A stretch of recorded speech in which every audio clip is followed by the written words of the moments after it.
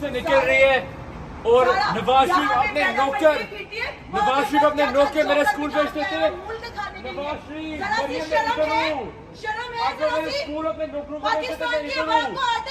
ये देखिए और यहाँ पे मॉडलिंग करती फिरती है। नवाज शरीफ इधर हो, आपके बिल्कुल सामने हूँ।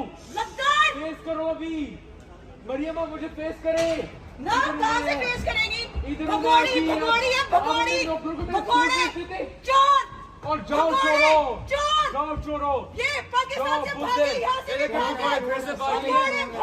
इस मुआशरे के अंदर रहा क्या है? सच आप बोल नहीं सकते, जबान काट देंगे आपकी, आपको डालों में उठा के ले जाएंगे, आपकी टिंड कर देंगे, आपको मार देंगे, सीधी गोलियां मार देंगे आपको, और फिर उसके बाद आपकी जो पोस्टमार्टम रिपोर्ट होगी वो जान के लीक भी करवा देंगे। अरशद शरीफ की बेवा जिन मुश्किलात से गुजरी है, कितने लोग हैं जो उसके साथ खड़े हैं। इमरान रियाज के साथ जो बीतती है, कितने लोग हैं जो उसको जाके उसके रोज़ शेयर करते हैं, या और जितने लोग जो इस अजाब से गुजरे हैं, कितने लोग हैं जो उनके साथ खड़े होते हैं। ये मुआशरा झूठ, मुनाफकत, धोखे, घटियापन की इंतहा के ऊपर है। मुझे खुदा की कसम बड़ी शर्म आई जब मैंने अपने वजीर आज़म को वो क्लिप देखा ना, श्याम, जिसमें कहते हैं कि वो यूएई के अमीर जो थे वो अच्छे मूड में थे, तो मैंने कहा इनका मूड अच्छा है, तो मैंने कहा कि भाई थोड़ा मूड चंगा है तो थोड़े जे पैसे और दे दो।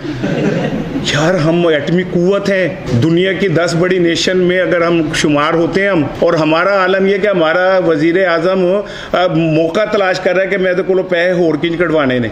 ये मुआशरा तबाह हो चुका है।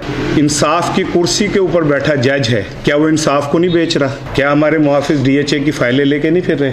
क्या हमारे सियासतदान रियासत को नहीं बेच रहे? क्या हमारा टीचर क्लासों में तालीम को नहीं बेच रहा? तो आपसे क्यों एक्सपेक्ट करें कि आप इमाम हुसैन के रास्ते पे चलें और आपके घर के बाहर काला अलम लगाओ और ये कहा जाए कि ये शहीद हुए थे?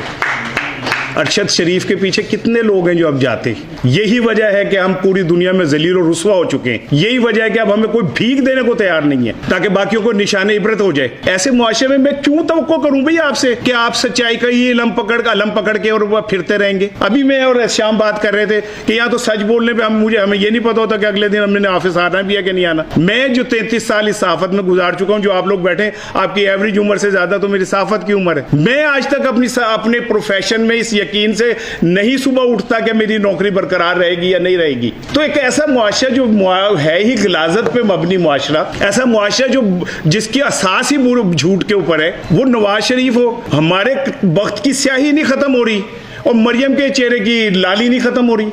हम भूखे मर रहे।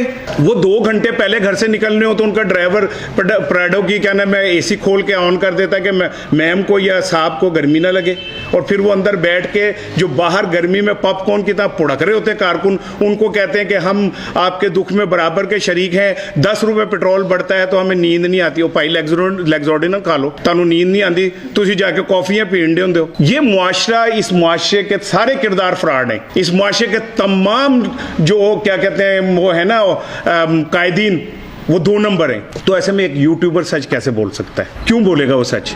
यहाँ से फिर मैं शाम की बात को आगाज करता हूँ। अल्लाह ताला कुरान पाक में कहता है कि अल्हातु मुतकासुर हत्ता ज़ुरतुमुल मकाबिर कल्ला सौफा तालमून, कि तुम बहुत ज्यादा दौलत इकट्ठी करने की ख्वाहिश के अंदर कब्रों तक पहुंच जाते हो, फिर तुम्हें पता चलता है वो ब्लंडर हो गया, अब तो वापसी भी कोई नहीं। कहता 2 दफा ट्वाइस वो अल्लाह ताला आपको वार्न करता है। मैं तुम्हें बता रहा हूँ, कहता फेर दसदा तानू तुसी गलत करन दे हो। अगर ये जिंदगी अब्दी है और अगर इस जिंदगी का कहीं हिसाब होना है तो सबसे ज्यादा हिसाब उल्मा के बाद सहाफी का होगा, क्योंकि सहाफी का एक लफ्ज पे कई हजार लोग यकीन करते हैं। आपकी पकड़ हम सबसे ज्यादा है, हमारी पकड़ सबसे ज्यादा है। तो अब ये हमने तय करना है कि क्या हम रेटिंग के चक्कर में और डॉलर्स के लिए वो सब कुछ करें जिससे हमें पैसे तो मिल जाएं, लेकिन हमारी आकबत खत्म हो जाए। अगर ये अब्दी जिंदगी ही सब कुछ है तो फिर हमें रेटिंग के लिए झूठ भी बोलना चाहिए, हमें रेटिंग के लिए फ्रॉड भी करने चाहिए। मैं ऐसे यूट्यूबर्स को जानता हूँ जो जिस्म फरोश लड़कियों को पैसे देके उनका इंटरव्यू करते हैं कि आपने भागना है, हम आपके पीछे भागेंगे, हम आपको पकड़ेंगे और पकड़ के आपसे कहेंगे तो आप ये कहेंगे, ठीक है ना। मैं उन यूट्यूबर्स को भी जानता हूँ। मैं तो उस नस्ल से ताल्लुक रखता हूँ। मेरा अब्बा मैनू कहता सी, मेरे को गल करना था, कहता था पुत तैनू कुछ नहीं पता। वो हुण मैं गल करना, मेरा बेटा कहता अब्बा जी तैनू कुछ नहीं पता। तो मुझे ऐसे लगता कि सारा पता ही तुहानू है, ठीक है, सानू कख दा भी नहीं पता।